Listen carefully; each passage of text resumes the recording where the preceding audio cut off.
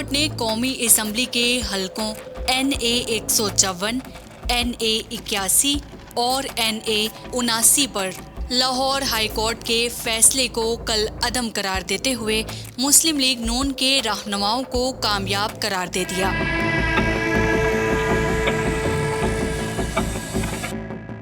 Supreme court نے مسلم league نون کے رہنماؤں کی اپیلیں منظور کرتے ہوئے الیکشن کمیشن کا فیصلہ بحال کر دیا۔ سپریم کورٹ نے 2-1 کی اکثریت سے فیصلہ سنایا۔ جسٹس عقیل عباسی نے فیصلے سے اختلاف کیا۔ واضح رہے کہ مسلم لیگ نون کے رہنما عبدالرحمان کانجو، اظہر قیوم اور ذوالفقار احمد کی اپیلیں منظور کی ہیں۔ 1 مئی کو الیکشن کمیشن آف پاکستان نے NA 154 سے PTI کے حمایت یافتہ آزاد امیدوار کی بطور رکن قومی اسمبلی جیت کا نوٹیفیکیشن بحال کر دیا تھا۔ 16 اپریل کو لاہور ہائی کورٹ نے حلقہ NA 81 گجرانوالہ سے مسلم لیگ نون کے رہنما اظہر قیوم کی کامیابی کا نوٹیفیکیشن کل عدم قرار دے کر سنی اتحاد کونسل کے امیدوار کی رکنیت بحال کر دی تھی۔ 25 اپریل کو لاہور ہائی کورٹ نے PTI کے حمایت یافتہ 2 آزاد ممبرز